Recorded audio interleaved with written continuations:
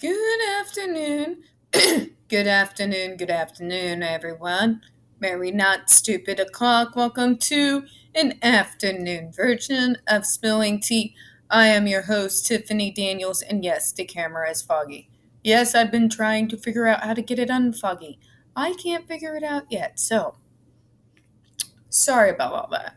We're going back to that horrible world known as the JRC. But before we get going, the usual disclaimers. First off, you are going to see the links to this lawsuit in particular we're going over as of right now, right there in the description box, right alongside the other pertinent links to the Stop the Shocks campaign, including Autistic Hoya's massive archive on the subject, the templates. We are trying to end adversive therapies. We're trying to end improper restraints and seclusion in schools. This claims lives every year, folks. So please sign your name, click on your senator. It takes less than 2 minutes, all right?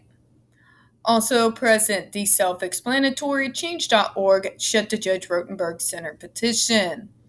And of course, folks, when we are talking about the JRC, you're going to hear vivid descriptions of, as well as clips of surveillance footage of, people with disabilities being tortured and abused.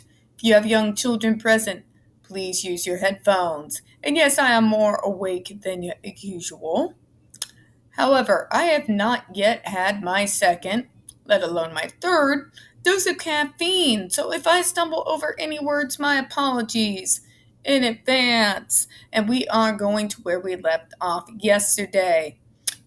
Folks, remember, this is about the lawsuit between Evelyn and Antwone Nicholson versus the Freeport SD School District and the JRC.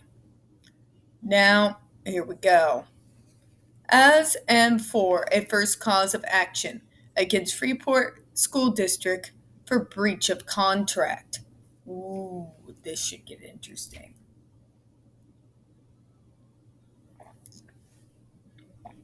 Also, if you want to know why it took so long today, my tea supply was woefully low. So I walked to the grocery store and I had to remedy that. So, plaintiffs repeat and reallege each and every allegation set forth in paragraphs 1 through 64 above, as if the same were more fully set forth at length below.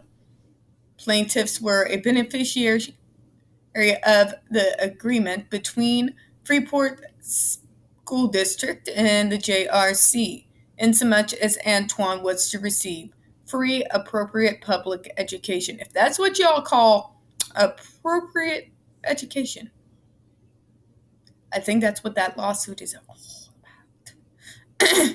Treatment and training at the JRC pursuant to the agreement.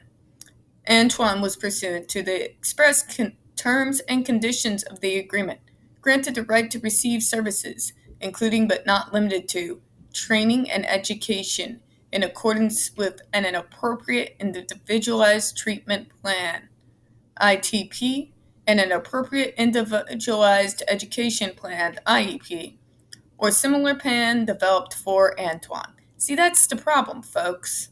That's been the problem for a lot of years. Developed for, not with.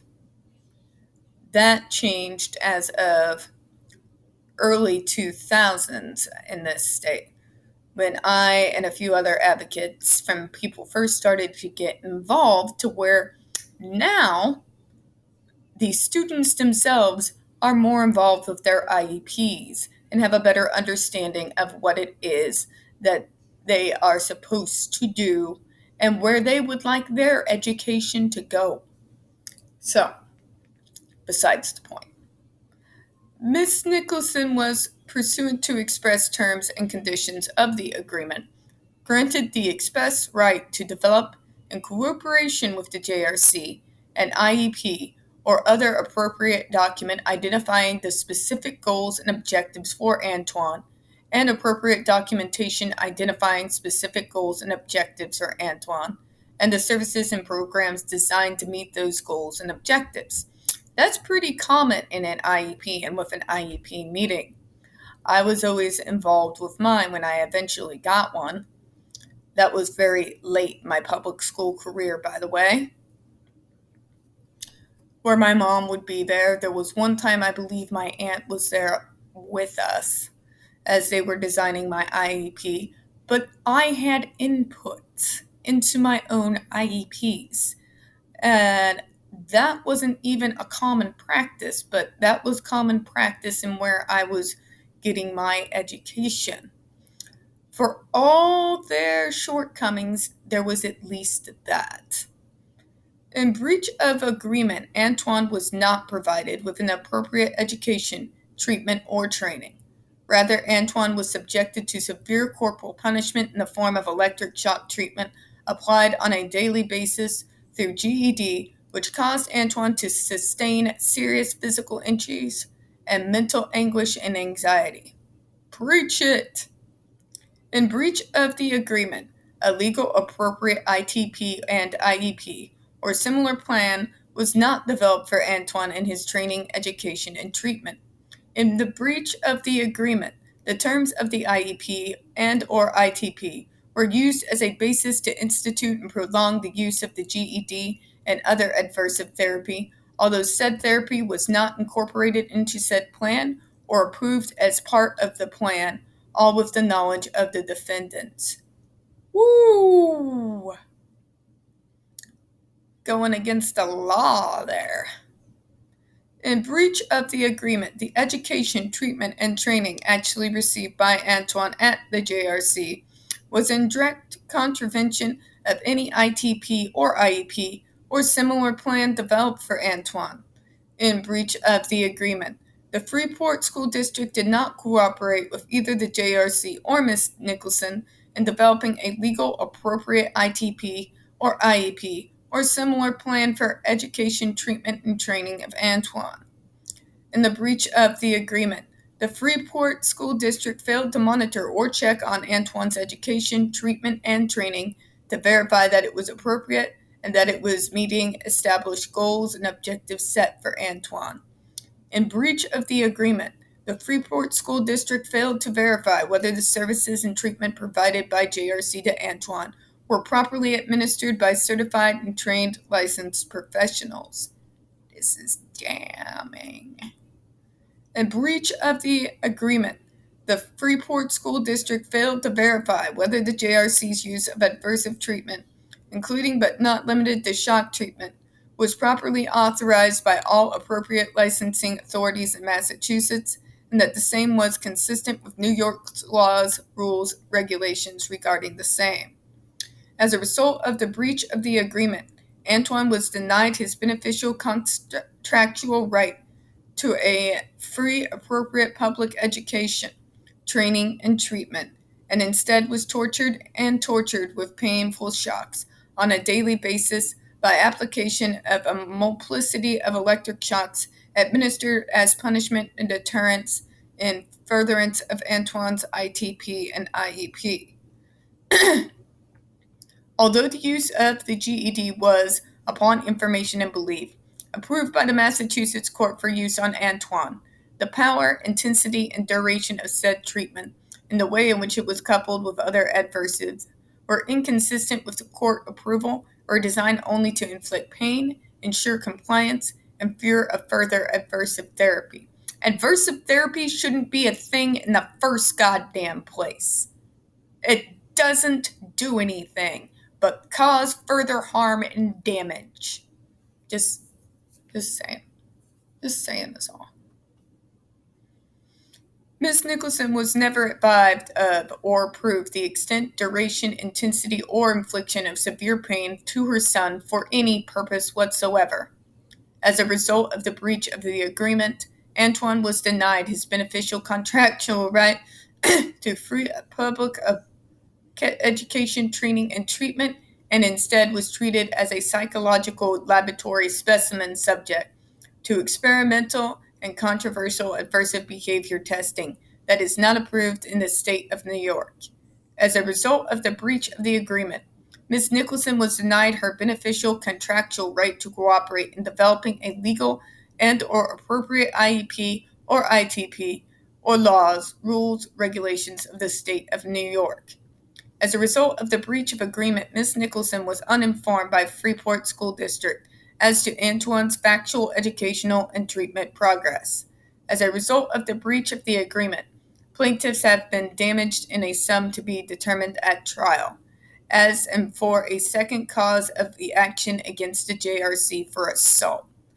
Oh, Evelyn don't play. Evelyn don't play.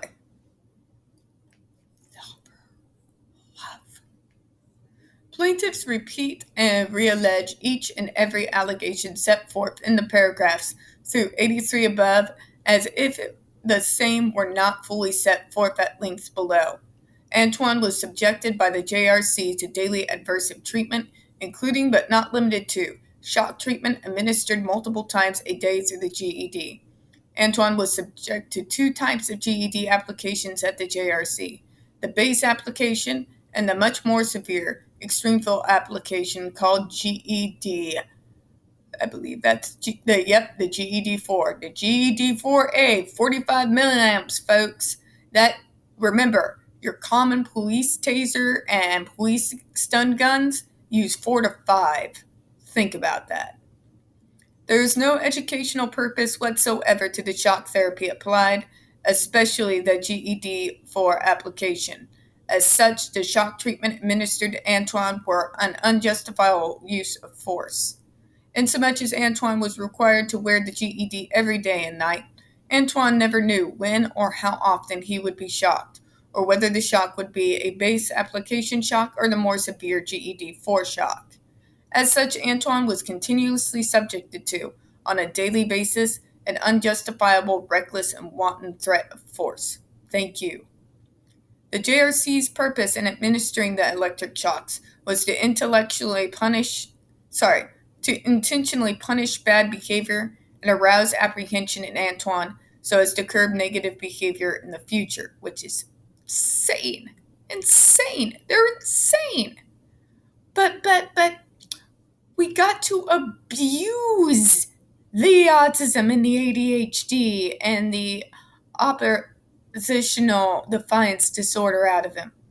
Yeah, because torture works. Sure, Jan. JRC succeeded in creating in Antwone a reasonable apprehension of immediate physical harm, insomuch as Antwone was always afraid that he would be shocked. Insomuch as the JRC required Antwone to wear the GED every day, all day, and all night, even while bathing, the JRC always had the apparent present ability to shock Antwone. Accordingly, the JRC assaulted Antwone, thereby causing him serious personal injuries and emotional and mental anguish and anxiety. Plaintiffs have been damaged in a sum to be determined at trial. As a result of JRC's reckless, wanton disregards of Antwone's life, safety, and well-being, punitive charges are appropriately awarded. As and for a third cause of action against Freeport School District for the assault committed upon Antwone. Plaintiffs repeat and reallege each and every allegation set forth in paragraphs I-1 through 95 above, as if the same were more fully set at the lengths below. Despite the fact that the Freeport School District knew of the type of adversive therapy used by the JRC, including but not limited to shock therapy, and the same is prohibited in New York State school system, the Freeport School District placed Antwone at the JRC and thereby consented to the use of adversive treatment on Antwone, despite the fact that the Freeport School District has a policy that no teacher, administrator, officer, or other employee of the Freeport School District shall use corporal punishment against a pupil. The Freeport School District placed Antwone in a facility that administers corporal punishments and consented to use of corporal punishment upon Antwone, thereby initiating the assault on Antwone. Accordingly, the Freeport School District initiated the assault committed upon Antwone and intended the same to occur, which caused Antwone serious personal injuries, as well as severe mental, emotional, and mental anguish and anxiety. As a result, plaintiffs have been damaged in a sum to be determined at trial. As for a fourth case of action against JRC for battery, plaintiffs repeat and reallege each and every allegation set forth in paragraphs I through 100 above, as if the same were more fully set forth at length below.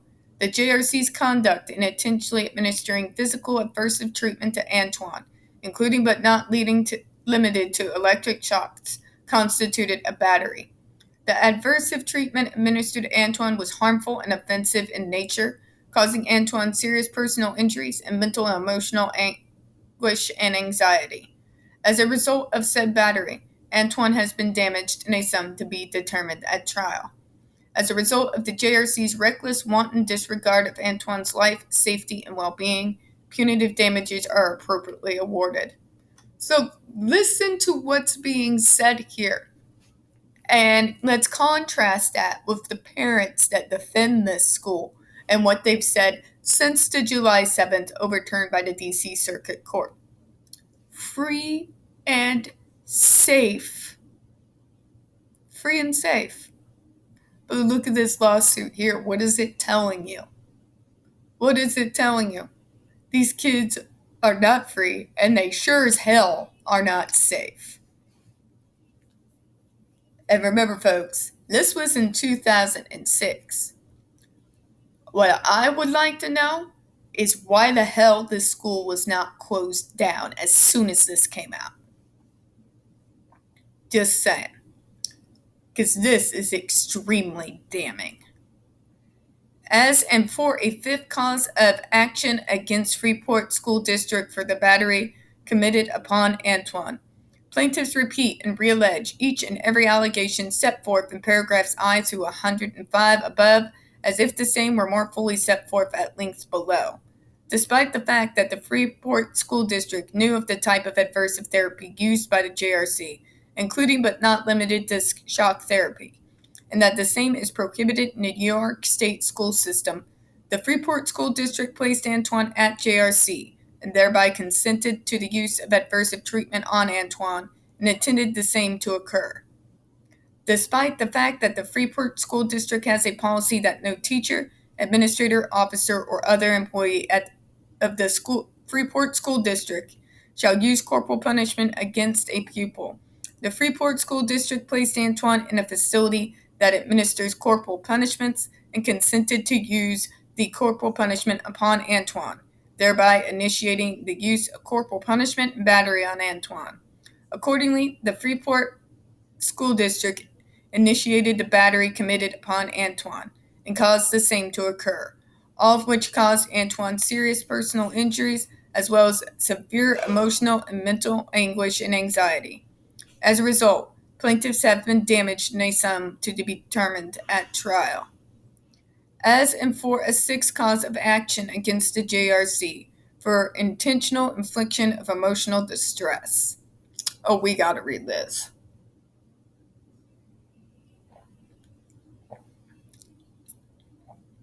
Plaintiffs repeat and reallege each and every allegation set forth in paragraphs I through 110 above as if they were more fully set forth at length below.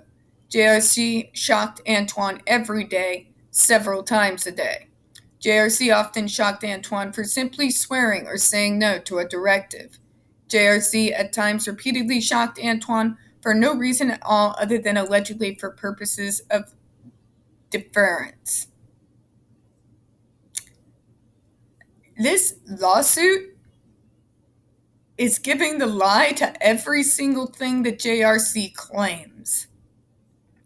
This should have been spread everywhere, and it should have been used as evidence to close this place down a long time ago. Just saying.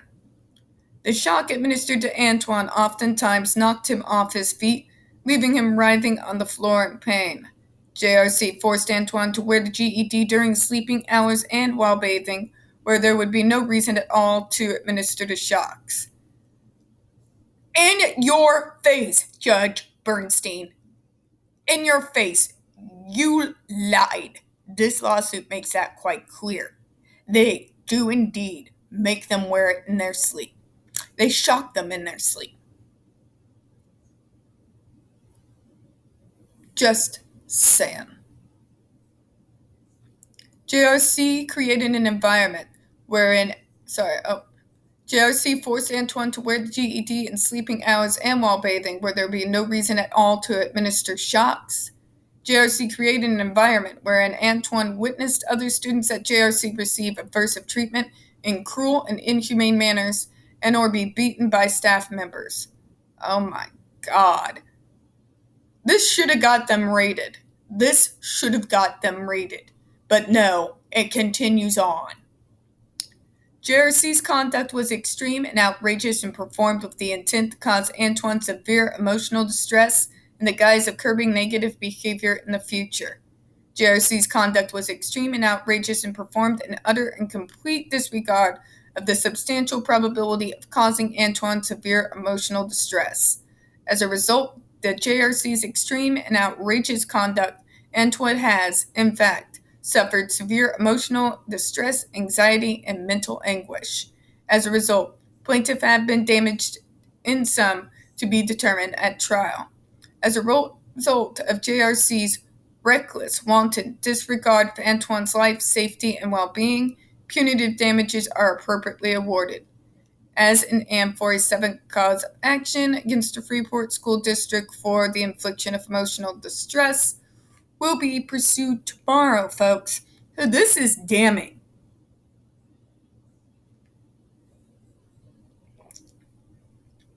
The fact that Evelyn and Antwone were awarded damages on every single point, and the fact that these points have been proven in a court of law, and they are damning as they are, should have been more than enough needed to get this place closed down forever.